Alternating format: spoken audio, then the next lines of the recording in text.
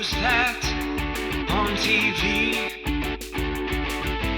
Oh shit, looks like John Wick. Bill and Ted, just Ted. Neo from the Matrix. Who's that? Keanu Reeves. Hello and welcome to Good Boys Gone Bland, Season 5, Episode 2. I'm your co-host, Agent Denali. Oh. I'm your co-host, Agent Ryan. Oh, damn it. They don't talk like robots, do they? You're like, one of the machines, I guess. I'm robot. I'm a robot agent this time. I'm just a guy that woke up from a weird sack filled with liquid in my own poop. I'm Jace. Did we ever see a plug come out of there? You know? Out the butt? Yeah. We're doing this already? We're already talking about He said, and the pod feels through, so this is fair game. But we saw plugs come out of like everywhere. Right. Did those replace? They're fed a liquid diet. But right. So is that what that is? It replaces his digestive system? He's eating oatmeal later, though. He's got to have a digestive system. No, I'm just saying they're just like purely fed like all their nutrients through liquid when they're in the sacks, right? So But do they? So would he not poop? Solid matter. Well, it's okay. There's a lot of red blood cells in there, right? You still go. Okay, you know what? You know that scene where all of the plugs like shoot out from his back going down his vertebrae? Mm-hmm. They keep going. Assume they keep the going final one the that goes.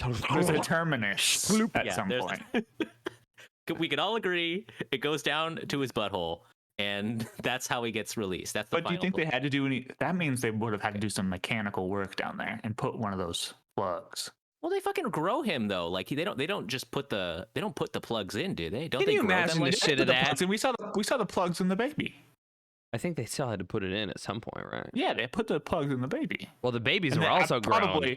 So. Every now and then they got to put new plugs in the human. You know the shits of that this robot species, this sentient AI robot species, literally grows the downfall of their entire society. Yeah, idiots. Man, I know who. Damn, who would not have seen that coming? That's pure poetry. By the way, this is our Matrix episode, guys. We're talking. If you haven't seen the movie Matrix, you're like one of 4 people, and also you're very confused. Yo, Matrix is so tight, guys. You should see the Matrix. Yeah, come jack in to the GBGB. Normally, I want the viewership, and I'm not like, hey, watch this anyways, even if you haven't seen the movie. But you should probably watch the Matrix just for cultural knowledge. Yeah, it's so ingrained. You're probably gonna understand like half of the references your coworkers say now. Every kung fu fight scene ever. Oh, totally. Bullet they invented time. kung fu for this movie. Whoa! Did you guys see Matrix when it came out? Like when you guys were like 5 or 6? I was like 5, so no. Definitely did not see it in theaters. Probably when I was like a couple years later, maybe 6 or 7. Yeah, same. I'm kind of early 2000s. Yeah. You guys remember those like commercials that were around back then? Like I was thinking about early 2000s commercials. Oh, they're so good.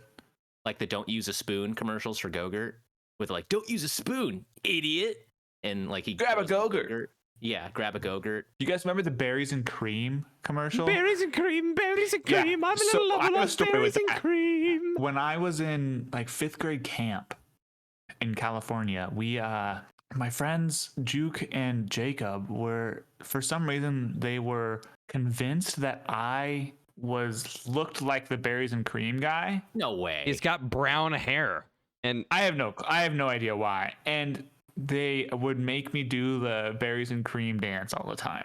They're bigger than me, so they would friendly force me to do the dance. How were you at the dance? Oh, absolutely terrible. I was I mean, I'm pretty good at it now, let's be honest. Right. But when I was a little scrawny, 10-year-old, I was terrible. Wow. So the Juke and Jacob, if you're listening to this, well, how about you get a taste of your own medicine? How about you guys do the berries and cream dance? Yeah. Come on, Juke and Jacob, do the berries and cream dance, please. Pretty uncomfortable with that whole bit. You like it? It's unfortunately not a bit. I know. You stupid idiots. There's weirder stories. There's weirder stories like this kid Rodrigo, who was kind of the outcast Yeah. in our class. He was put in our cabin because let's face it, we were the cabin of the outcasts. Of course. And so, but he We're all was like, friends here. he was like bigger and stronger and way more. He was like hit puberty like in 5th grade, I swear. And he would like try and fake fight us like in the cabins at night. And he would never go to sleep. And I remember one time we were rehearsing a play for 5th grade camp, and Rodrigo like stepped on Jacob's stomach and like so hard, like not necessarily, and made Jacob like fart like involuntarily. And at all time we were like, ha ha ha, Jacob, you loser. Like, but now I'm like, oh my God, like if that happened to me, like that would be like, that'd be the end of. That'd be the end of the game. Like that's some serious stomach damage. You've got that. Wow. Yeah, thinking like as an adult, like these situations that we put 10-year-olds in are 9 times out of 10 not okay. Agreed. Anyways, Berries and Cream was a good commercial. Yeah. Anyways. Oh, we're talking about yeah. Red ketchup. Was that the Matrix? What? Green ketchup. Red ketchup? I think that's the normal stuff. Wake up, ketchup's not supposed to be red. Red's my theme for my room today because I wasn't I gonna change this. Yeah. It's just it's snowy outside and like I needed a hat and I needed a sweatshirt and No, it looks cool. It looks cool. It totally looks like you did it on purpose. Don't worry. I own way too much red shit. Anyway, ketchup, green ketchup could have been the Matrix, right? Because Yeah, I don't know what you're talking about. They had green ketchup for you a don't while. fucking in the early remember green 2000s. ketchup? It was tight. Yeah. My parents never bought it, but my friends' parents, they bought it. And they had green and blue ketchup. And there was also like when Hulkmania was happening, like when the first Eric Bana Incredible Hulk came out, where everything was green, like Oh, I thought you green meant chocolate syrup. Hulkmania, like actual Hulkmania, like Hulk Hogan. Like Hulk Hogan, yeah. Like I should trademark the term a different Hulkmania. non-trademark term, yeah. Jace, you have a strange look on your face, like you Googled something that you regret. Yeah, it's the title of the article from the Pittsburgh Post-Gazette, and it's Heinz Marketing aims green ketchup at little squirts. And What? This makes me uncomfortable. Yeah, John, I can't publish this. What? You know what that means? That's what we call them. Do you guys remember like those Star Wars Jedi Knight color-changing cereal spoons? Where it was like thousands of clones, hundreds of Jedi Knights, and 5 Star Wars lightsaber light-up pens or something. Remember that commercial? Yeah.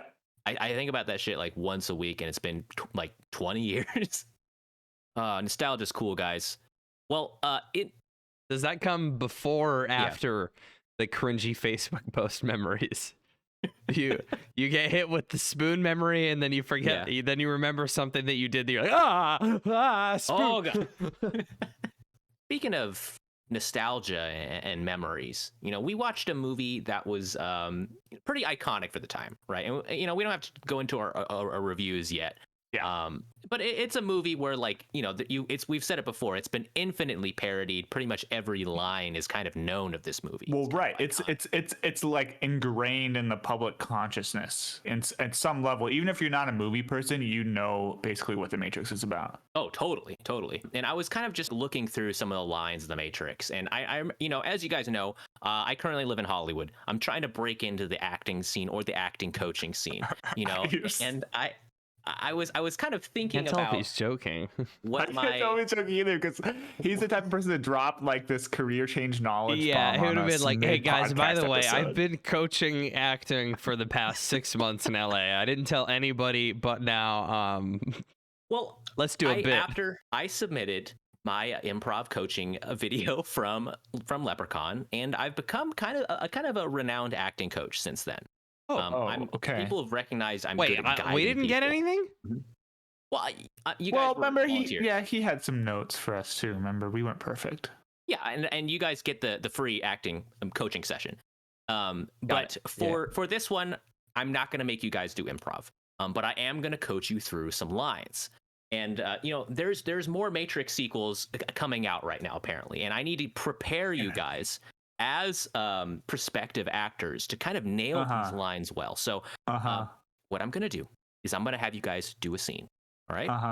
And I'm gonna have you do different takes of the scene just to kind of dial in on how to get you guys to nail this. Okay. So I'm gonna send you guys just a message, and I'm gonna tell you what role each one's gonna do. Okay. I'm really not looking forward to this. Okay. So Ryan, in this scene, you're gonna be Neo. Okay, and Jace, you're gonna be Morpheus. You guys can let's do a dry run real quick. Yeah. Okay. Just do a dry run. So how I would naturally say this line. What do you mean by dry run? Yeah. Okay, guys. And action.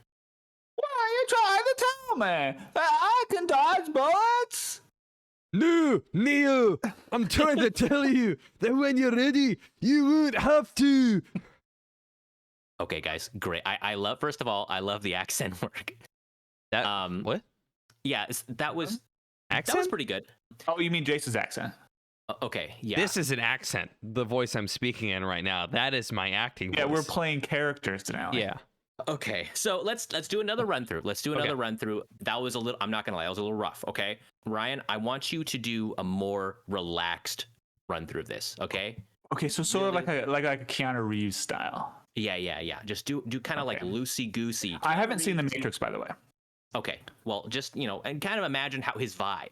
Like you're on a surfboard, man. You're just trying to vibe out. No tension at all in your voice. Okay. Okay.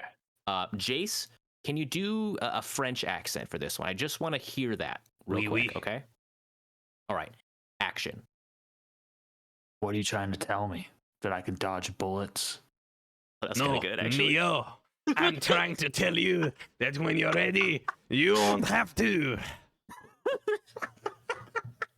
Shades, dude. Jace just put on sunglasses midway through. Actually, can I just say that was so fucking tight? Actually, that was good. That was so good. Okay, let's do it. Let's do a different line. Let's do a different line. That was a good run through. I think you guys are warmed up. We got it. We'll stitch something together. Yeah. I'll kind of do the best takes of those, and then okay. So the next one. They won't see us doing a French accent in there when we actually publish this podcast. No. I'm gonna edit out the French stuff. Yeah. Okay, Jace, I'm gonna have you be Agent Smith. Ryan, I'm gonna have you be Lieutenant in this scene. Okay. Why are you giving me this shitty line? Hey, come on, no, come on. Let's be professional. Let's be professional. Okay. So people like crossovers nowadays. This is a WB property, as you know. So Ryan, could I have you do this just to see? I do a good Batman. Batman would be tight, actually. But I want to see this with Scooby-Doo, another WD property. Actually, the Scoob himself? Yeah, can you just do this as Scooby-Doo just real quick? Oh, man, I don't know if I could do the do. And then, Jace, can you do a Jar Jar for me? Just to see. Oh. All right, dude, this is going to be... Guys, this is towing a thin line here. Okay. Action. Yes, I do, Lieutenant. You're giving us specific orders.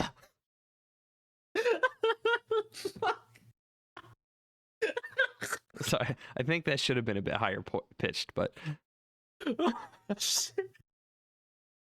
Oh, I'm just doing my job. You give me that jurisdiction crap, you can cram it up your ass. That sounds like the clown from It. Oh God. That was a good clown from It. I don't know how to do it. Okay. I did my best Pennywise, I guess. Okay. Georgie? That was good. It's a really good Pennywise. Georgie? That was a good Pennywise. Ryan, I'm gonna have you do Batman for this one. Okay. Jace, can you do a Scooby-Doo for yours? Action. Lieutenant, you are giving specific orders. Oh, I just slipped into Pennywise. Sorry. It's hard.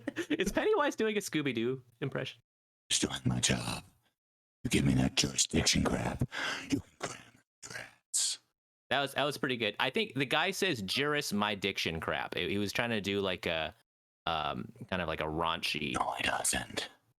He's kind of doing like a raunchy line. It's not who you are underneath. Yeah. It's what you do defines you.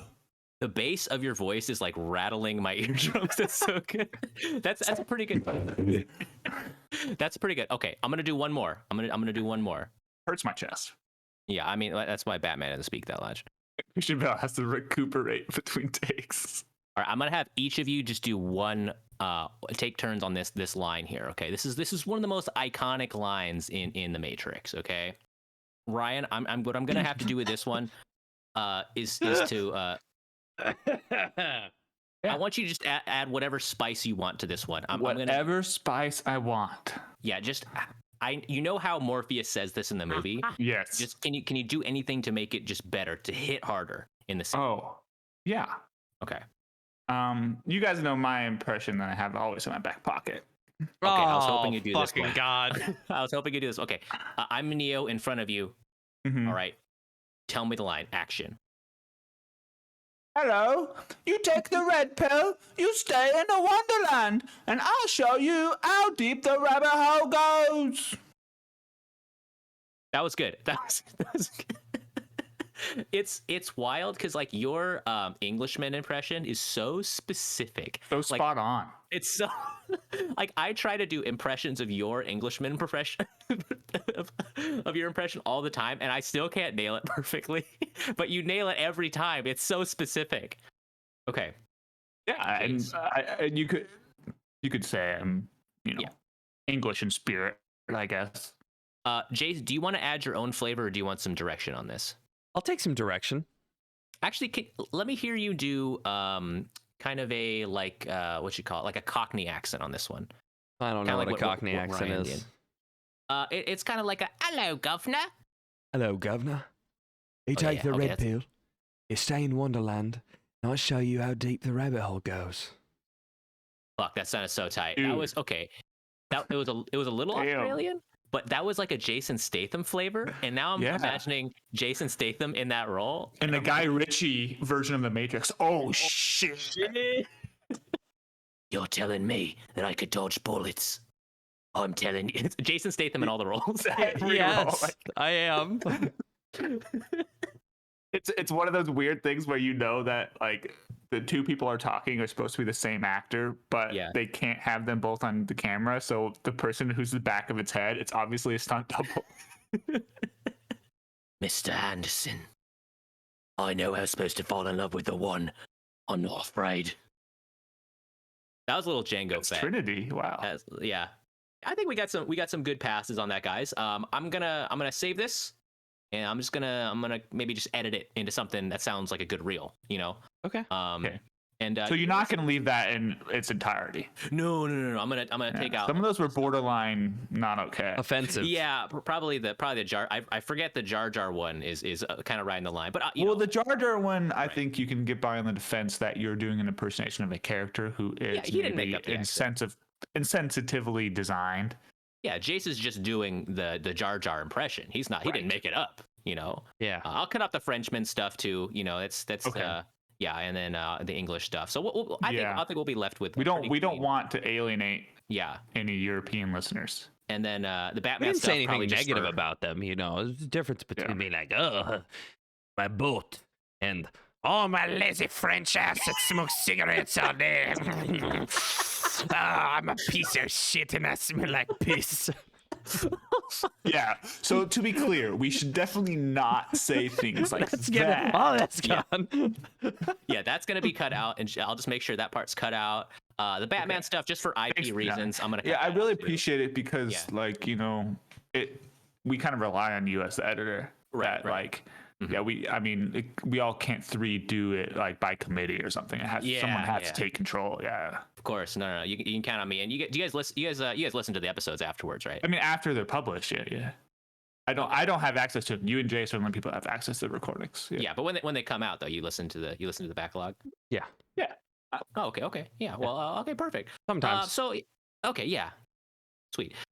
Yo, guys, can I tell you something honest about this movie?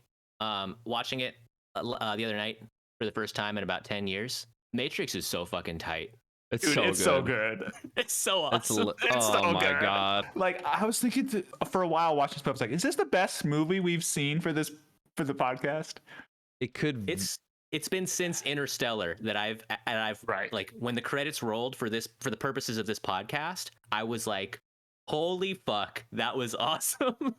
Yeah. We've seen so many shitters. There was a time about 45 minutes into the movie where I realized, oh crap, I'm doing this for the podcast. Yeah. I need to take notes. And I didn't. I was like, I'm not going to pick up a pen. I took so little notes in this just because I was so hyphy throughout this entire movie. From the opening sequence where I see Trinity decked out in black and just like running, I'm like, this is so sick. This is so aesthetic. Like, feminist I love this. AF. Yeah, this is just my shit. And I think it's been long enough where that style stops being cheesy for us and goes back around the meter. Yes, and it's come back. Yeah. You have to go into it like 100%. Like, you have to tell the audience, like, this is what this movie is going to be like. If you don't like this, then go somewhere else. But this is pretty fucking cool. So, like, get ready. If there was one or two action scenes in this movie, you would probably chop it up. It's like, the action scenes are kind of over the top and blah blah blah. But then now, since like every action scene is like that, you're like, oh my god, the action scenes are so cool. They're so over the top. You know what? We should just get into it. If you guys, I don't think there's any reason to. I think we should get into it. All right, and who has the synopsis? I think it's Ryan. Well, I think so. I think I did it last time. I believe. Oh, I'm pretty sure I did 47 Ronin. And I did 47 Ronin. And then I probably did the one before that. So Ryan, my man, listen. I know you're nervous because this is one of the biggest IPs we've ever done, and you're worried that people are going to listen to the episode. They're going to get mad at your synopsis. Well, that's not why I'm saying this. I'm saying this because it's, the bit that I keep doing every week. Okay, yeah. Well, listen, just take the reins and you'll be okay. I did the synopsis for 47 Ronin. That was a hard synopsis. Okay, it was painful. That movie was painful. Okay, what movie? The Matrix? The Matrix, man. The Matrix. Well, hold on. See if I can find it. Okay, so this movie apparently. Okay. Let me see. Ryan, did you see this movie? What one? The Matrix, dog. We've been talking about. Oh. You just said, oh, is that a, you say yes? Is that a? Yeah, of course. I'll tell you all about the movie. Okay, sweet. I just kind of I'll tell you all about it. I know you've been busy. So. Okay, so this movie was made in 1999. It's rated R. Mm-hmm. It's 2016 minutes. Oh no, sorry, 2 hours and 16 minutes. Okay, yeah. All right, just get to the plot, Ryan. We're waiting. Okay, well, I'm getting to the plot. We just don't normally talk about these details when we give this. Oh, well, I'm sorry then. Jeez Louise. Okay, all right. You know what? If we could break for about 3 hours. Oh, okay. So, oh man, Matrix. Let's talk about it. So I love The Matrix. One of my favorite movies ever. I've watched this thousands of times. I still can't tell if you're doing a bit. It's about a computer hacker whose real name is Thomas Anderson. And he is known online as the Avatar Neo. Well, it's not quite clear what he's doing online, but it's a bit, below the red line. And he eventually gets contacted by this kind of covert network of what he, I think, pretty much assumes are like spies or something. And they tell him about the existence of the Matrix. And they never explain to him what it is, really. And that's kind of an important part. And the theme throughout this movie is that there's one thing between showing someone a door and having that person walk through it. And so they basically tell him about the existence of the Matrix and that the Matrix is the answers to all the questions that you have. But you have to find out basically what those answers are. And through these contacts, he meets a man named Morpheus. And even if you haven't seen this movie, you probably know the name Morpheus. Morpheus is like the wise old kind of Obi-Wan Kenobi figure. And Morpheus tells him all about the Matrix. The Matrix is a computer simulation that you currently live in, Neo. Oh my God. And I guess that means we all live in it too. It's a computer simulation run by the host of machines that have taken over the world to placate our human brains so they can use us as batteries. Mm-hmm. And so we're all asleep and we're in the Matrix. And you know what, Neo? Morpheus says, Neo, you're like the most raddest dude. You're like the one, man. You're like the one that's going to save everybody from the Matrix, man. And so Neo says, basically makes the choice to leave the Matrix and free his mind and see whether or not he is the one and whether or not he can save the world. I'm not going to go into more detail than that because if you haven't seen the movie, oh my God, watch the movie. But also because I don't want to like take away from our discussion. Well done, Mr. Ash. I'm pleased. Tui, let's complete the little IMDb entry here. Neo is played by Keanu Reeves, our boy. And then Morpheus, played by Lawrence Fishburne, who is absolutely amazing. Like, I think probably the best single performance in this movie. Carrie Ann Moss plays Trinity, who is not only the love interest, but she's like a badass. She's absolute fucking badass in this movie. We have an antagonist who's, I guess there's multiple forms he appears in, but he's most in Agent Smith, played by Hugo Weaving, also known as Elrond from the Lord of the Rings franchise. And it's really cool to see him as a villain. And he plays it so well. He plays it straight. Well, he's also the guy who wore the Guy Fieri mask in that movie. What? V for Vendetta. Sorry, okay. Continue. Yeah. Guy, you've got your guys mixed up. But anyways, so yeah, Hugo Weaving is the bad guy. And there's a bunch of badass fights. And I think Jace is going to want to talk about a little bit about the other maybe quasi bad guy. But yeah, that's basically it. I don't want to say so much more. Matrix is tight. That's all I could say. It's tight, so is the leather. It's so tight, dude. Seeing this, I mean, like I said about the aesthetic and the sunglasses, like the 90s techno and shit.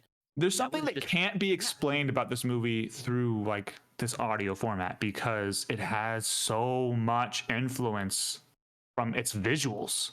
Like, this is a movie. Like, let's make that clear. This is not like a book where there's talking heads on a screen and you can kind of get that just on an audiobook or something. No, this is a movie. Oh, totally. And that's very important. It's nice to see the Wachowskis. They make, I think they're known for making big swings, just, you know, whether or not 100%. They always hit. It's nice to see a gigantic swing. Like, this is the wildest movie you could freaking make, and seeing it hit, man, like, it's so satisfying. Yeah. It's like have you guys seen Moneyball? Oh, I haven't seen Moneyball. Yes. Oh, there's this amazing scene where Jonah Hill's explaining to Brad Pitt this minor league player who is just all he does is swing for the fences like every single time. And there's one scene in the movie where he gets thrown a pitch and hits it, and it goes fucking flying like 600 feet, like. And it's a really, really awesome scene, and that reminds me of this movie. This Wachowski sisters just absolutely swing for the fences. I mean, just the concept alone. To pitch this in 1999, that we are all living in vats. There was a machine war. There's fucking kung fu. Y2K! You're inside a computer. It's the future, and hackers are fighting the machines, and there's an oracle, and there's a prophecy. And it's the year 2199. Like, there's so much to just throw at the audience like that. It should have failed. I don't know how they did it, man. Right. It's like a Terminator level movie. Yeah, and they're throwing that Terminator Back to the Future level movie where, like, if you go into a pitch meeting and this is one of your pitches, I think everybody's like, that's really freaking crazy, and we're not sure that it can be done. We talked a little bit on our text. Jace, you mentioned in text, right, Cypher's story. And I think it's kind of relatable nowadays. Like, what do you guys think? Like, with Agreed. Totally. So Cypher, if you've watched this, you probably watch it. Cypher, one of the main, what do you call them? Coders? I don't. Yeah. I think they call them red pills in the movie. Engineer, architect type people.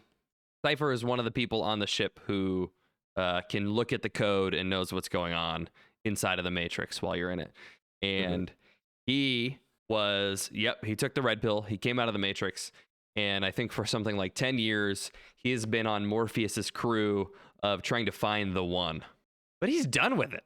We get a scene with him talking to one of the agents, the programs who are sentient and are there to stop anything in the Matrix from going wrong. And he's like, I know this steak isn't real.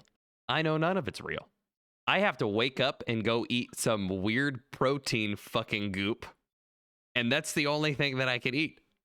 I will give you the guy that gives you I will turn over my captain if you erase my whole memory and just put me back into the Matrix, because that is what living should be like.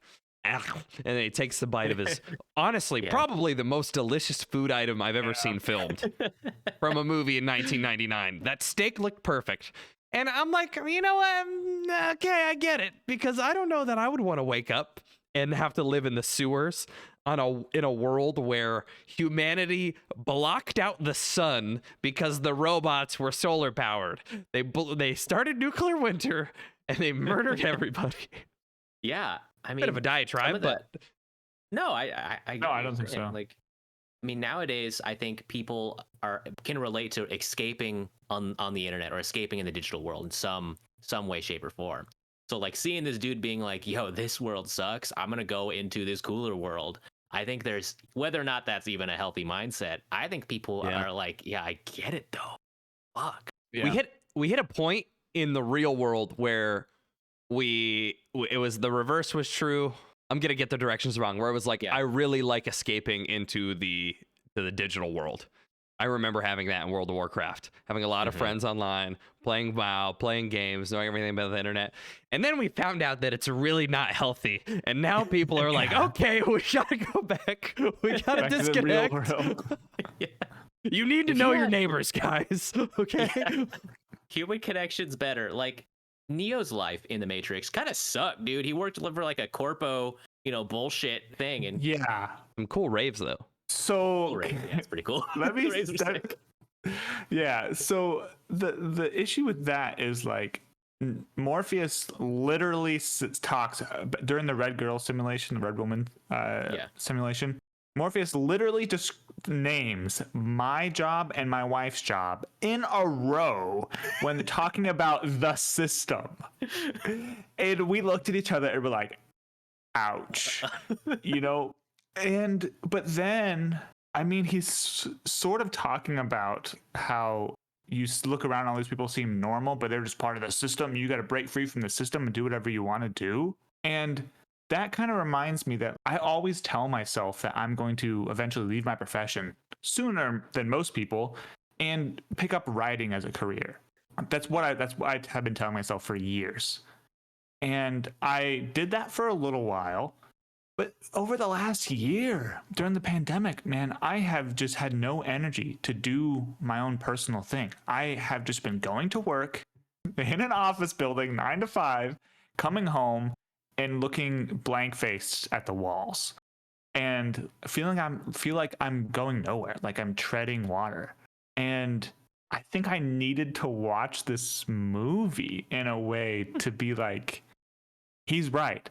And I don't think that this movie is about black and white choices, like I think a lot of the unfortunate internet discourse happens to be about, but like it's about rebelling to the extent that you're comfortable with, because you have people on one end of the spectrum, Cypher, who want to be in the Matrix, and you have people on the other end of the spectrum like Neo who want to be out of the Matrix.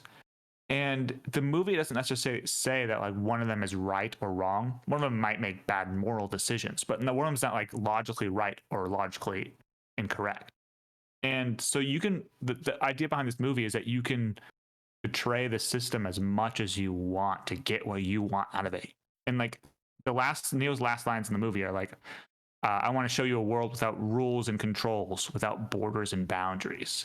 Just taking the world as this idea of black and white choices, red pill, blue pill, is a rule. That's a boundary. Like that's a construct. And so like the message behind this movie is that there's no red pill and there's no blue pill. It's okay to live both lives. It's okay to do whatever you want to do. And I don't know. I just needed to hear that. It's okay to be in the Matrix sometime. Just don't get caught by the agent. That's right. I don't know if that's. I guess. I mean, Yeah, and Ryan, I think you touch on like a very that's a brilliant summation of kind of like the mantra of the Matrix. And I think part of it's so their mantra is kind of vague enough where it's like free your mind, break past your limitations, so you can do the things you want to do. It is so relatable, and I think that's why it struck a chord with so many people when it came out, especially 1999, man. And I think we're like in the generational mindset cycles, how people kind of enter previous generations mindsets. I think now people are feeling something similar where in a way it's a movie slightly about, I think, burnout. Totally. I think it's totally about that, thinking like, what more is there? It's anti-work as fuck. Yeah. It's gangster. I fucking love it.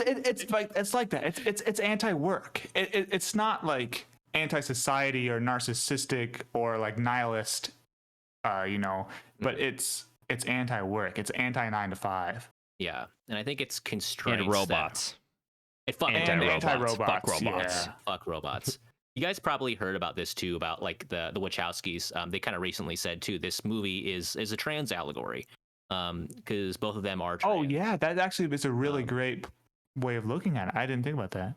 Yeah, and I think they didn't say it at the time it came out, but later they said they're kind of channeling that aspect of kind of like where it's like the Matrix sits like a splinter in your mind where nothing seems right. And someone pointed out the red pill kind of resembles like the estrogen pills that they had kind of back then around 1999. So I mean, I think that like a non-binary kind of viewpoint of the world. Yeah, I think that aspect was also interesting watching it. But again, I think it's made with the intention of you can adapt it however you see fit within your life, as long as it's not the weird fucking conspiracy theory incel shit that the Redditors use for red pills. I would love to re-co-opt red pills into something different that's not related to incels, please. Can we just reclaim red pills to mean something else? No, unfortunately, we can't. Yeah. Even engaging with them in any sort of discourse is not going to be productive. I'm worried that even just saying the word red I pill was unrelated. I think it's as soon as you started saying it, I was like, Speaking of relatable, that scene where Morpheus is kind of saying all this shit to Neo, because like you can see he speaks to Neo's heart, where he's like, you feel like you don't belong, you're tired of all this bullshit, you want to get out. And Neo's like, yeah. And he brings him into this abandoned building and has him just take a pill. I'm like, this is the greatest organ stealing scheme of all time. You're just grabbing lonely internet dudes and just taking him into this abandoned building where he wears cool sunglasses. Fucking he's a raver. He's probably like, I've taken worse. Yeah, dude. Give it to me. Crowd. This is a sick He's time probably like, I take both. Which one will get me fucked up more? The red pill. Excuse me? Probably red. You'd probably get more fucked up red pill. Honestly, wait, what do you mean, like placebos. We're like just gonna psychological damage or like Yeah. a red pill? Psychological or kind of like morally fuck you up. Like I guess. How do you feel about robot spiders things? Not really a fan. That sounds like it'll get me fucked Red up. pill, Though. fucked up. Okay. One of the things that I like about this movie is that so popular, so complex, that there has been so much discourse about it online that like it's one of the movies where almost every stone has been unturned. Yeah, exactly. And it might not even be that big of a deal, but going back to Cypher, I was like, how is he getting in and out of the Matrix without anybody else knowing?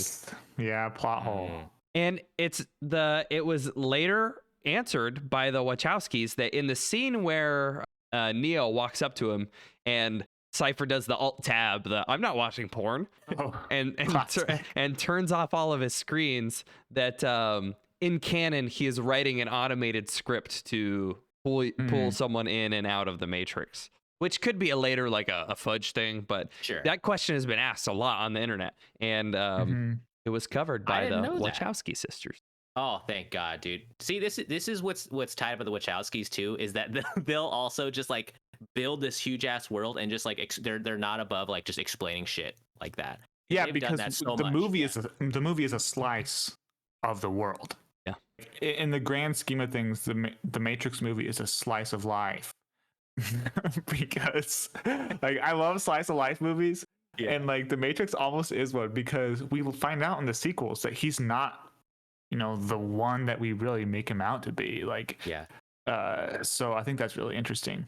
Going back to kind of the virtual self thing, which I think we do kind of nowadays, where we kind of create avatars for ourselves. And Totally. Morpheus was like, "This is your virtual representation of yourself." I was wondering, like, what is your guys's what would be your guys's virtual selves? Like, what is your mental manifestation? I'm a Death Knight, and my name is Doominator, and I was on Ice Crown for a while. You think you What? directly translate? And I'm a weird hooved, yeah, a weird blue hooved alien creature. All right. I don't know what the hell you're talking about, but I can give you an answer to this question. I think two things that have helped answer this question is that, number one, the pandemic.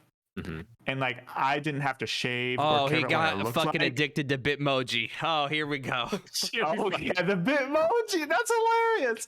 Yeah, for a while, like, no, I got to really look what I wanted to look like, about growing a beard and growing my hair out a little bit, and it helped me a lot with my self-image. Like, let's be real, like about like mental health and stuff.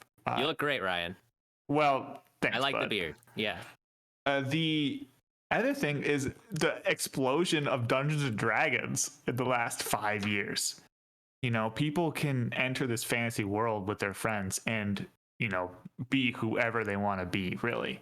And it maybe is a playground for some people who want to get out some weird tendencies, but for the most part, it's a positive thing. Ryan, are we about to learn something that we've been Not for me. tiptoeing around the bush? I'm a human fighter every time. You're not a human fighter. There's no way you're a human fighter. No, I'm a human fighter every time.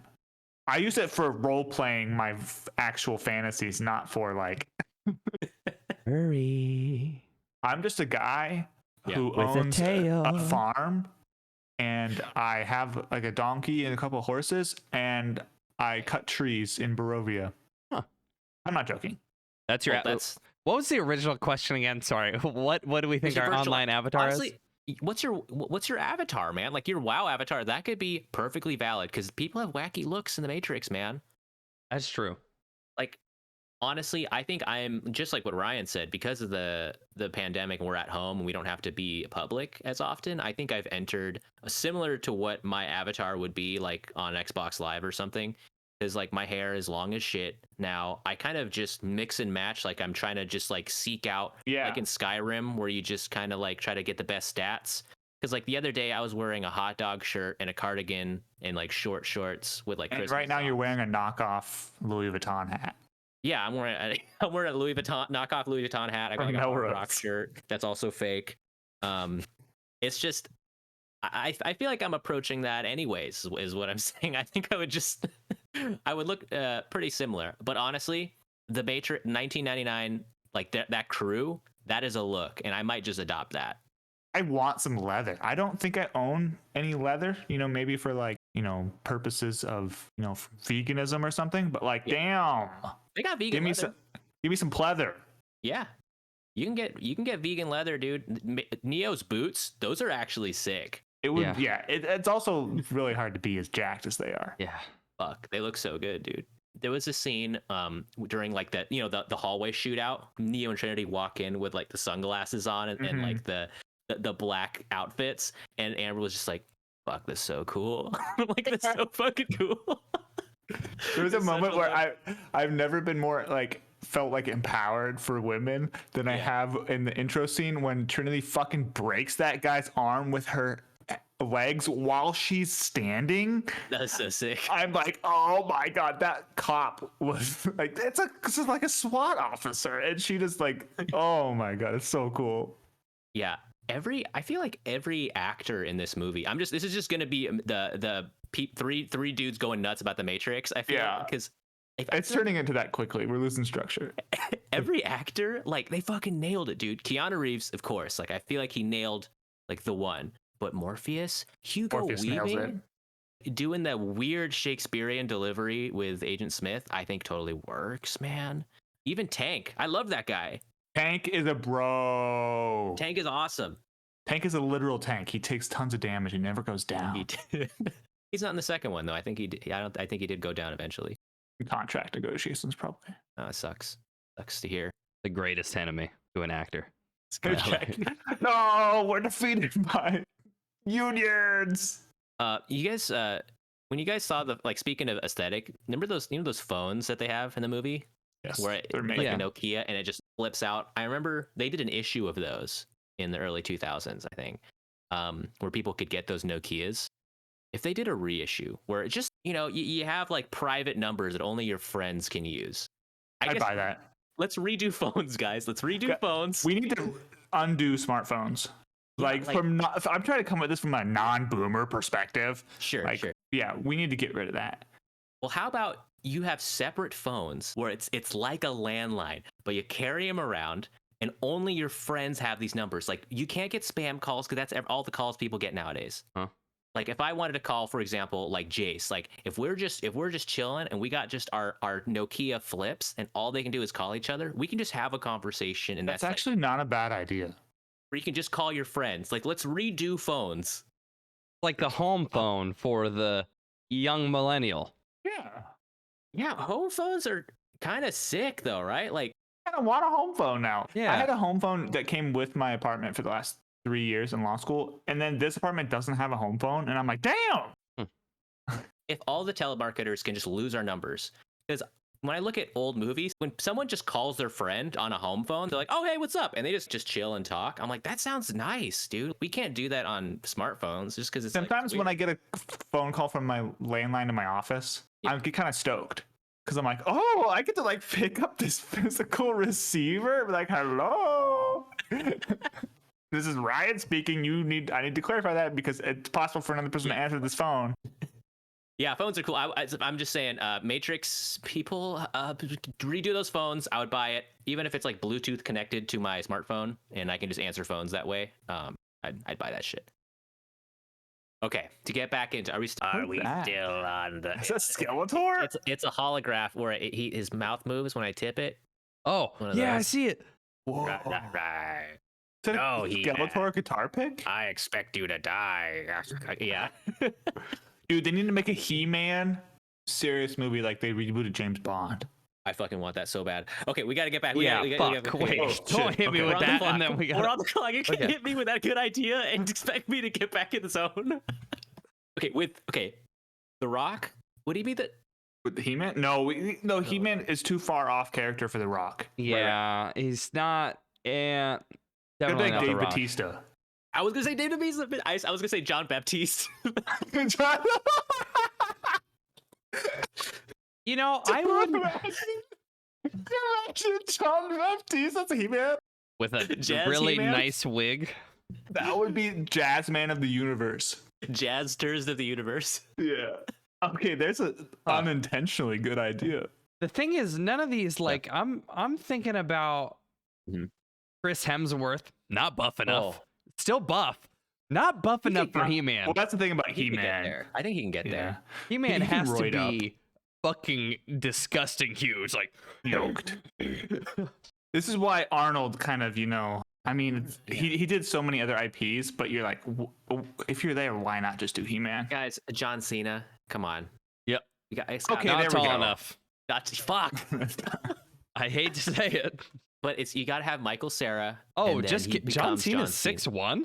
He So always, shorter. he always looks like he's 5'2". What? Like built like a little R2D2 normally. Because he's so big, we just assume the proportions are different. Fucking wide. Yeah, if you can get like a Michael Cera and then a John Cena change up, I think that'd be good. Like, oh, I'm so awkward. I don't know how to talk to girls. And then he goes into Skeletor, and Skeletor is played by Idris Elba. I don't know. Whoa. I want to say my. Yeah. I feel a little weird doing this episode. Yeah. I think, because I just want to say, I want to ask you guys this. This movie in itself, I think we've had the good graces and the movie choices that we've had previously to pick movies that like people aren't reviewing. you know, Yeah. and we're doing a lot of they aren't reviewing in their podcasts, and obviously there are a lot of other podcasts. This movie's been rehashed online by people who, Ryan, I'm going to say this later, this is some people's favorite movie, like Locked and Loaded. So the people that like this movie really like this movie, and I feel really awkward because as much as I loved it, I don't want to say anything that's wrong. Have somebody be like, "I'll kill you." It's like I'm kind of trying to wonder where we should be, and it's like some of the stuff that we should say should be like information for our friends, people who have watched the movie and aren't entirely interested in digging up the dirt of it. But at the same time, every time I think about something to say or read something on the internet, which would just be me saying something else somebody else on the internet said, I'm imagining somebody who's sitting in a chair who really likes The Matrix being like, I understand what you mean, Jace. And like, I think that there's a movement towards films being enjoyed more by amateurs recently, especially during the pandemic. Like, it's okay for content to be for people who are not cinephiles, and it's okay for people who are not cinephiles to review movies, because let's face it, that's really the perspective that we're looking for when we're making movies. We're looking at how it's, you know, interpreted and received by the people who maybe are not professionals. So it's totally okay to be wrong. And as long as you're not saying this is the absolute truth, I think it's totally okay. And I know that you're not doing that. Yeah. And also, it's okay to be wrong. Like, that's kind of what makes it fun. And there's those people who are so like certain that you are wrong are 100% wrong. Like, there's no right way to talk about this movie, and there's no right opinion to have about the movie like this, to where if somebody is like really, really up in arms about something, it often means that they're overlooking something. And this movie has flaws. Whoa, let's not get carried away, Ryan. Watch Let's not mouth. watch your tone. Yeah, I mean, we add our own GBGB flavor, baby. That's why people tune in. We add our own special movie reviews. I mean, for God's sakes, we did a review of Interstellar where we talked about shitting out of portholes as like a weapons system. And I don't think people did that in their Interstellar reviews. So We'll get there eventually with The Matrix. we talked about shitting like instantly. I think there was like a 4-second delay. That was literally the open. There's to get back on topic, like there's a line from Mr. Smith when he's or Agent Smith, excuse me. Agent Smith is talking to Morpheus. He's like, 1999 is the peak human civilization. Like, this is when humanity was at its peak before the technology fucked everything up. And then he kind of goes into his tirade, and I'm like, oh shit, is he right though? Well, was 1999 peak human civilization? Was everything better in 1999? Okay, there's probably some stuff that sucked. Actually, there's a lot of things that sucked. There's a lot of things that suck. I mean, look at the art that was coming out of 1999. You got The Matrix, obviously. Cruel Intentions. You got Magnolia, American Beauty, Green Mile. You got The Mummy, Stuart Little, Star Wars Episode 1. We haven't watched Sixth those Sense. movies, so kind of lost. Oh, right. Sorry. Yeah, we're in universe. We haven't seen those. Okay. Okay, forget what I said. I just think the sunglasses and the outfits were cool from 1999. They're coming back. Okay. It's you look at Fashion is a circle. You look at any of like the fashion models, like the past 2 or 3 years. Like you They're see wearing Bella shades. Hadid wearing the fucking Trinity shades. And it's gonna trickle down to the mainstream, dude. That's how it always happens. So I'm thinking like this year or next with this new Matrix movie, I think we're gonna be seeing those sick leather trench coats. Yeah, I'm probably gonna be Neo for Halloween next year. Oh, that'd be so sick. Yeah, That'd be dude. sick. That'd be so good. Just my dog up like Morpheus. Can you guys do a do a good Morpheus? You may think you're listening to a good podcast. No, that's Agent Smith. You may think you're listening to a good podcast, but it's actually the GBGBs. You think that's the GBGBs you're breathing now? That's a good line. That's That okay. That is I wanna talk about this. honestly, that is a That's honestly great probably line. one of my top 10 favorite lines in movie history. Morpheus You think drops that's- bangers every Yeah, scene you he's think in. that's air you're breathing now? Like, and I really okay. Oh man, I have a speech about this. oh man. The the way that Neo handles that line is that he doesn't say, "No, get out of here, you idiot." like most people would say, like most like teenage prodigies would say, but instead, if you watch that scene again, watch how many times the camera flips back between Neo and Morpheus. It does it 2 or 3 times, and Neo is like, "Huh, you know." He's got a really good point. I'm an adult. I'm going to let this sink in for a little bit. I respect what he says. Okay, I'm going to take this advice into consideration. I'm going to kick this old dude's ass. And in a lot of other movies, it would be like this bratty young teenager chosen one who is being kind of grilled by this old bearded wise man. And the teenager would push back until the ghost of the wise man appears in his, fighter ship and says, "Use the blank Matrix. Tim." And but in this movie, the interesting part is that Neo is not they break the mold about the wise old teacher and the young chosen one, in that they're both kind of relatively the same age. Not really, but in universe it kind of seems like that. And Neo is a fully formed adult who can form complex thoughts and has agency, and he can respect other adults, and he takes Morpheus's advice, but also brings his own perspective into it, because he says "Hey Morpheus, I see what you're trying to do. You don't have to be that Obi-Wan Kenobi figure. You can just tell me like it is. You don't have to try and coach everything in some metaphor." And I really like that scene, and it shows how sophisticated the writing in this movie is. That's a good point, dude. I think you picked up on something that I didn't realize in the moment, because there was never once where I doubted Neo was the one, and it's because of his attitude. He is so in the fucking pocket. When someone tells him something, you can just see it in his face. He's just he's just in the zone, dude. This guy is on it. He's thinking. He rarely ever in this entire movie acts on emotion. I think the one time is when he's scared in the skyscraper, and he backs out of the thing because he's just so scared. But he also, there's not really a logical aspect to that thing either. But he's so calm, cool, collected, adult about the situation, and Morpheus is a great role model, I think, and you rarely see that. Normally there's some character with a flaw. Yeah. And I don't really understand what Neo's flaw in this movie is. And if anything, maybe that's what the writing is missing. But I don't see a need for it. I really don't see a need for something in a movie like this. Neo's the one, man. Yeah, it's the trope. Right. Compare that to Anakin Skywalker. I love Hayden Christensen. I'm not going to shit on him. I'm not going to shit on what he did. But the writing...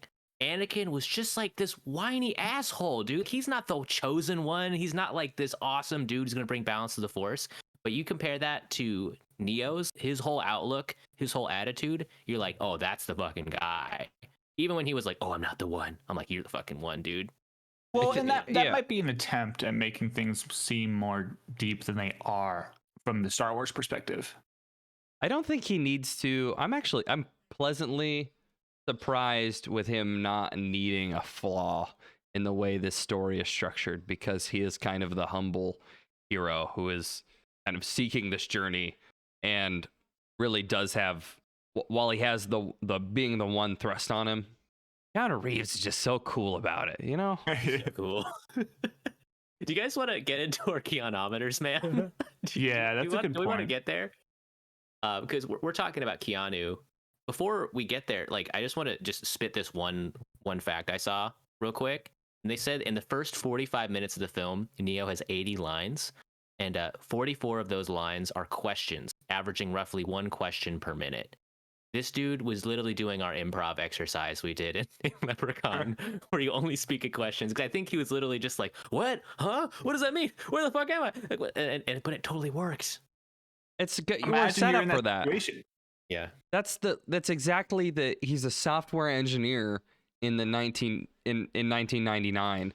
He's like the type of person that you go on the internet now, and I go to the RF engineering website that was made in the early 2000s that's being kept up by some dude who's 70 now, and it still has the URL from the .com boom, and it's like, oh, I'm here because I want to learn. And throughout this whole thing, because there's no arrogance in it, Neo just wants to learn. Yeah. And that's like a sweet. That's a cool character. That's a good point, dude. He's a programmer. Okay, Ryan. I think Ryan, you have the Keanometer, don't you? Huh? You got aren't you Keanu? I'm sorry. I just like listen to you guys talk. Yeah, we call it the Keanometer, of course. Yeah. Shit, we were so excited about the Matrix. We didn't even explain our podcast concept this episode. It's the exact opposite of 47 Ronin, where we had to go to this like 20-minute long metaphor. We're in Keanu's kitchen. We're watching 10 Keanu Reeves movies, okay, folks? And we developed the Keanometer to measure the amount of Keanu, the Keanu of Keanu, and the quality of Keanu that is present in each movie. Man, I got that pitch down to like 10 words. That's good. Save that. I got that on recording. Okay, I'm gonna listen back. When we started this thing, that was like 3 minutes. And so we're gonna measure the Keanometer first, and then we're gonna give a movie review and just do a movie meter. That's separate from the Keanu meter because it's not fair to conflate those two things. Sometimes we've had movies where, you know, the matometer, or what is it? The meconometer. It's like really low, but the movie's really good, you know. So I'll kick us off. I think that Keanu was hired for this role after he had already made his type, right? So like he'd already done Bill and Ted. He did like Johnny Mnemonic or whatever, and then he did Point Break, and then he did this movie. Oh, so I think Speed was in there as well. So he's on fire. Yeah. Yeah, I know, right?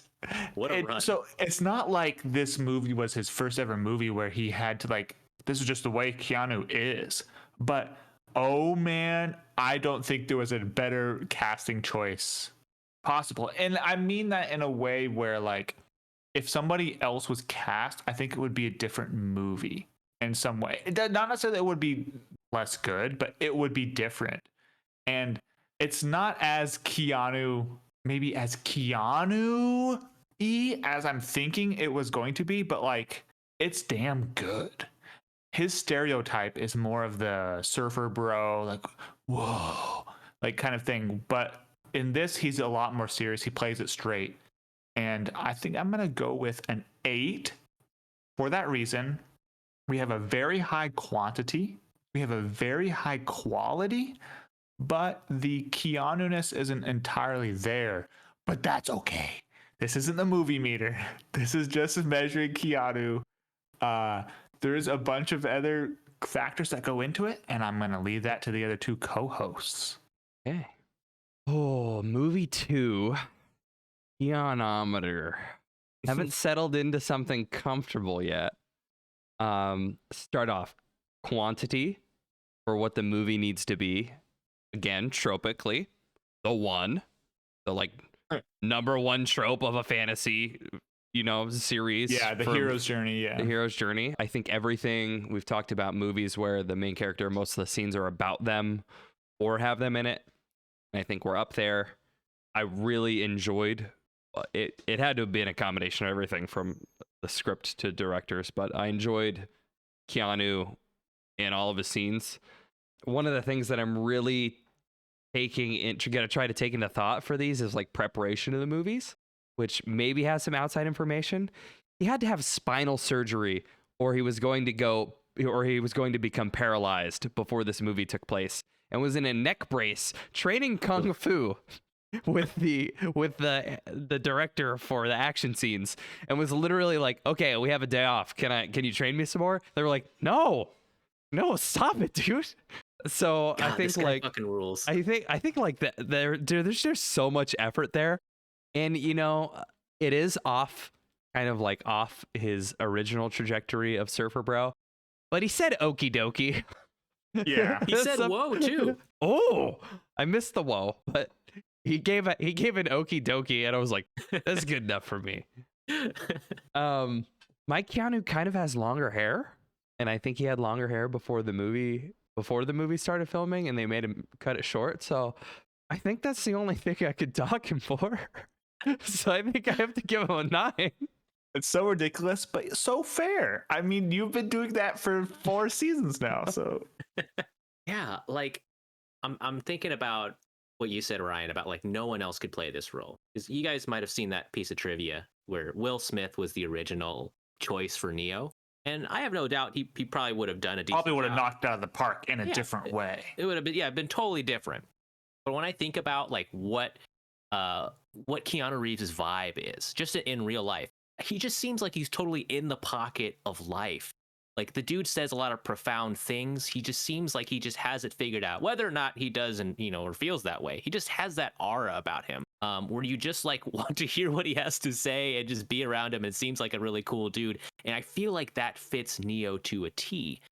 He doesn't have a ton of lines in this movie. It's a movie where it kind of builds a world. He's kind of just saying a lot of one-word answers that are kind of profound at times. But I think the longest stretch of him talking is the very, very like last 30 seconds of the movie where he's on the phone.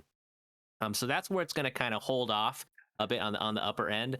Yeah, when that Rage Against the Machine, Rage Against the Machine instantly comes on, and you're like, oh my god, I get it.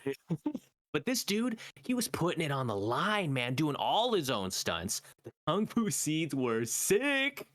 All of his like delivery, like I believed it. He was saying some goofy ass shit. Okay, we were just doing takes from the actual Matrix movie, us like amateurs, and it sounded really wacky, but he nailed it. He nailed every single one. And you know what my fucking hype meter was when Neo frees his mind and stops the bullets and sees the Matrix in code? Fucking 1 million. 1 million. I was so goddamn hyped.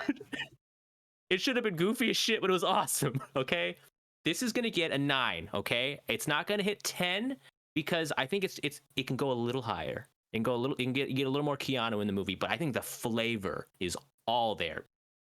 Yeah, I totally agree. That you're absolutely right, and like I think the entire culmination of the movie in that one tiny little sliver of like 15 seconds is just movie masterpiece. Like this movie does something that I view very highly, and I don't think that every movie gets it, and that's a payoff.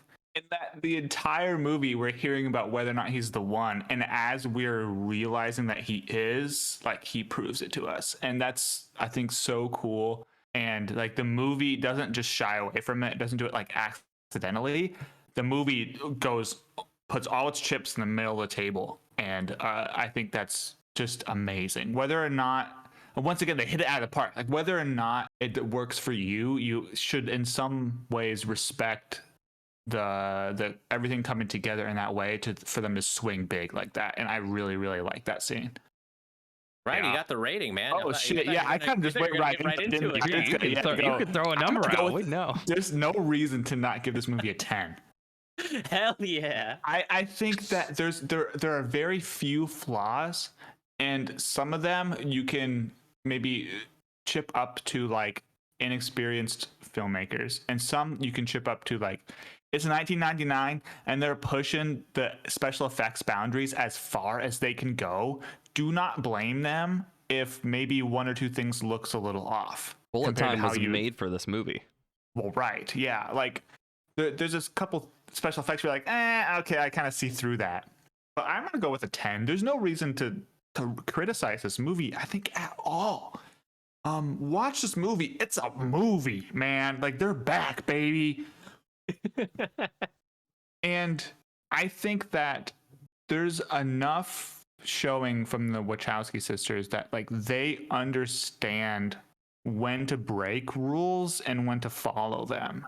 And that's what this movie, I mean, that's kind of literally outside of the metaphor of the movie, but like when making the movie, there's a lot of in the fight scenes, they break the 180 degree rule. And this is something I talked about in the last episode. But that's not really a rule. That's more like a guideline. And like it's not necessary. what you should really focus on is making a clear and concise image where the viewer can follow what's happening. And they choreographed those fight scenes so well that it didn't matter where the camera was going. In fact, breaking the 180-degree rule was in the first scene where the camera goes all the way around Trinity. Like, that's very purposeful. So they knew when to break these guidelines in the fight scenes. And I think there's no reason to dock them for trying something experimental. I'm going to give this movie a 10. Woo. I'm right there too. I mean, this movie's busted, dude. It's so good. It's like I don't know that I actually have I didn't take notes either. I don't have anything profound to say. I feel like everything fits. Everything fits. We talked about the "you think that's air you're breathing" scene. That's like the moment in the movie for me. One, where Neo realizes that, he's back in the Matrix and that it's a construct and that he can control it. And two, that's for me when it hits too. I think like the fact that we had the character and I had the same reaction at the same exact time. It's like the pace of the movie, the world building, the feeding you the details at the specific times. It's so good. We talked a little bit earlier about me not wanting to say things that have been like said over and over about this movie online, but there was a green tint anytime on the scene every time they were in the Matrix. Then when they were in the real world, because they wanted it to look like absolute shit, they sucked the blue out of everything. And it's just like, they cared about this movie. They put a lot of effort in. And, when my mom wanted to talk to me during this movie, I was a little rude. Yeah. I paused it and I looked at her and I was like, no. What do you want? So, Chase, that reminds me so much of like this one memory I have of watching 12 Years a Slave with my family. And I had a relative who was kind of like annoyed by a scene and she was talking. And I was like, that's the point. It's very profound. Like, oh, so I hope everyone's watched this, that listens to this, but then God, give it a watch. It's Matrix so freaking good. yeah. Yeah, man. Like, we got 10s across the board so far. Woo! Clean sweep. Because this movie, the thing about it is it accomplishes something that even great works of art can't accomplish, which is having a lasting cultural impact. Like, how often can you say a movie, it has something where it's like almost every aspect has been parodied and it's just completely it penetrated our culture at almost every level, from the music to the fashion to the aesthetic to the fight scenes, the whole philosophy. Jesus Christ, I don't think we've had a movie like that since like Star Wars. Right. I mean, this is just a gigantic swing, and like we said, dude, it's so satisfying to see something this original that make it this fucking far. Yeah. I'm trying to send nostalgia out of the room because I am blinded by my love for this movie. I've seen this Matrix series dozens and dozens and dozens of times because I grew up just watching it all the fucking time. And having this long period of time, I don't think I've seen it in close to 10 years. Not since I probably left high school. But I think I saw it again at the perfect time.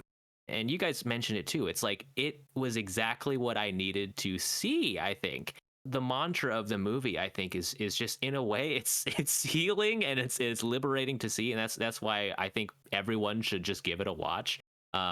This movie has the best use of someone flying away like Superman at the end. Yes. It was fucking awesome. It should not have been awesome, but it was. I was so hyped.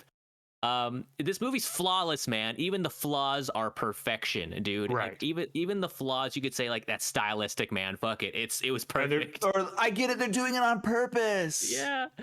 So shit, there is nothing I can give this movie besides a 10. Okay. This movie is one of the great pieces of art, dude. You've got freaking Beethoven's Fifth.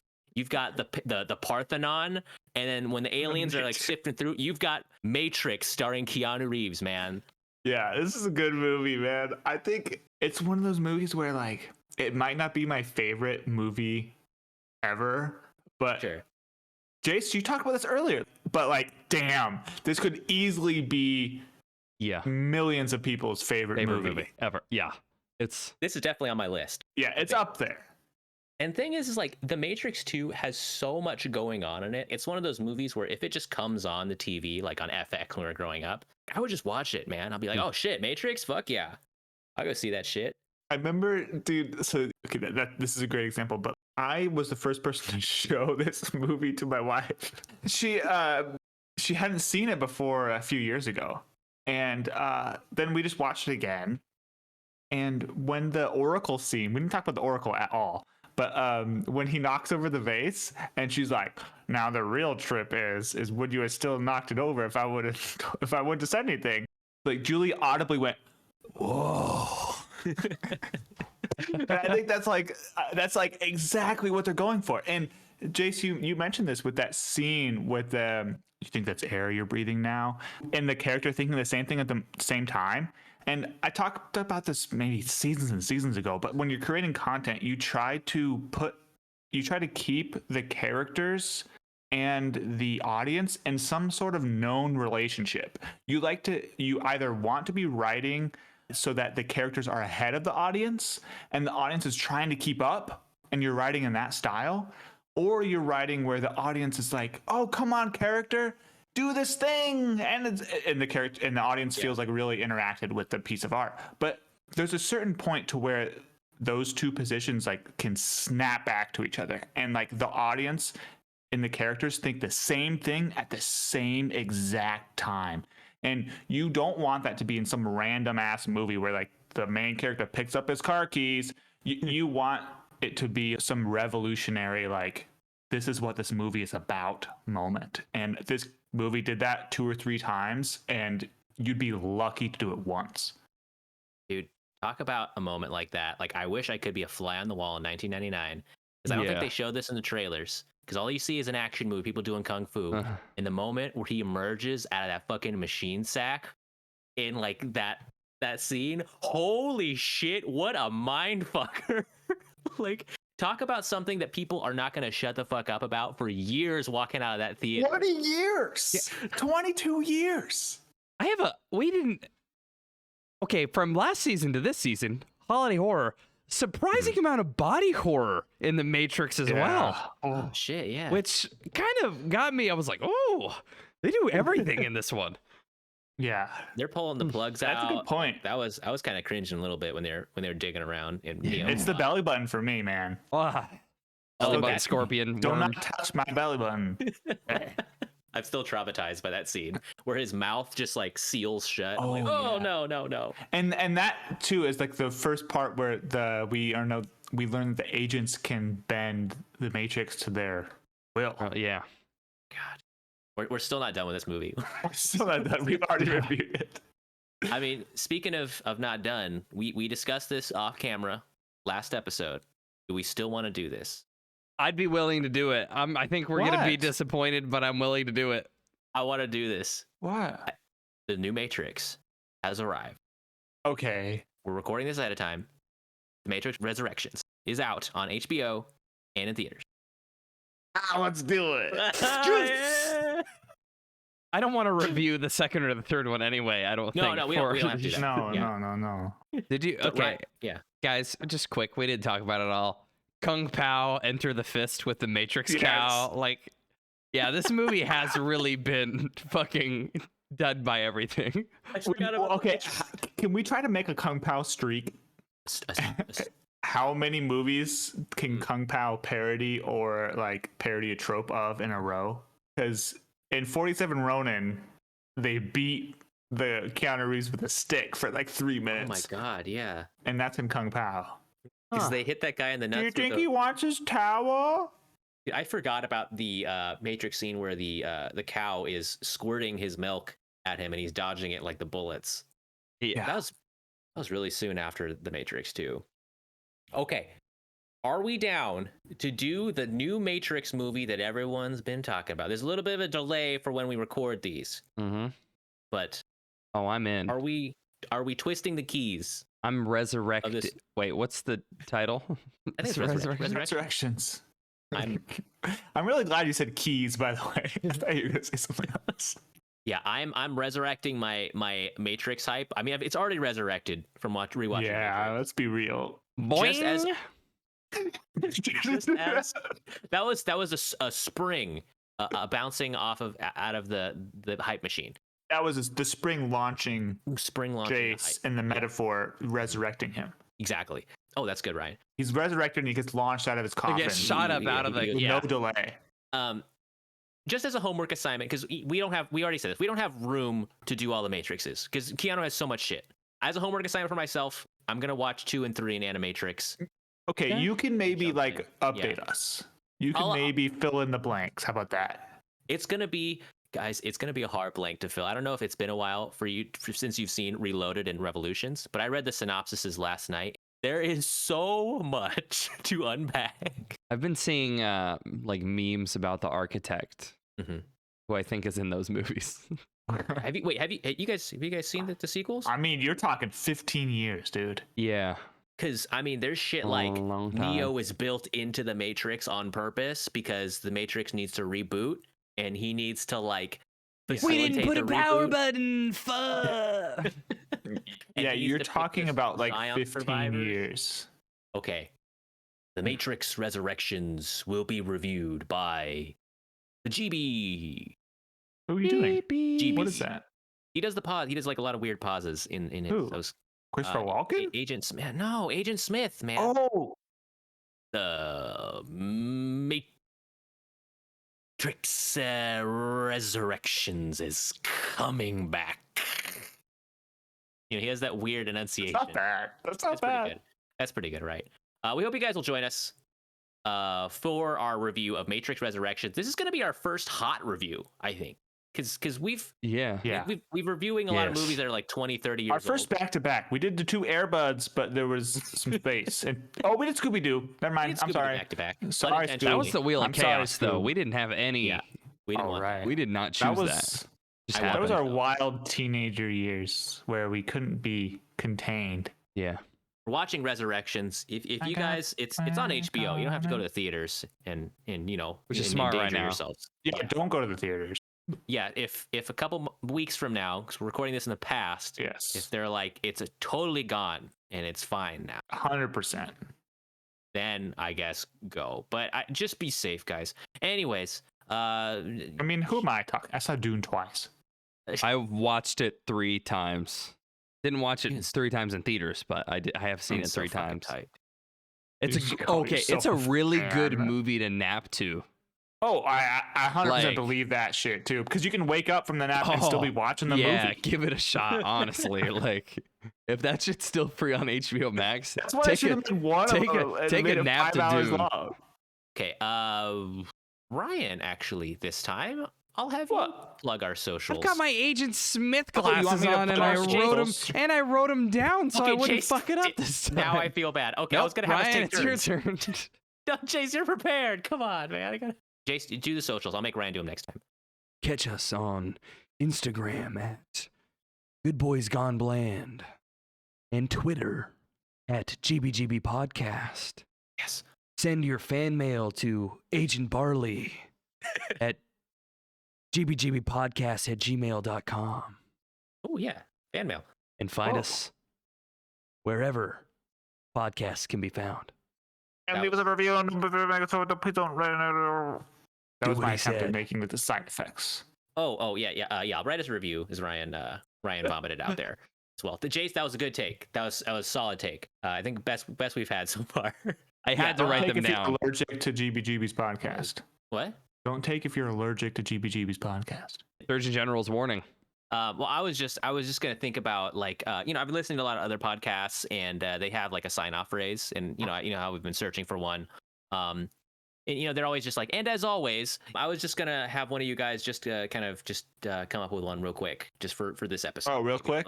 Ryan, do you just want to take a swing, or Jace, if you got one? Jack in, jack off the Matrix. I think it's Jack out. I don't think anyone says Jack out. No one says Jack off the Matrix.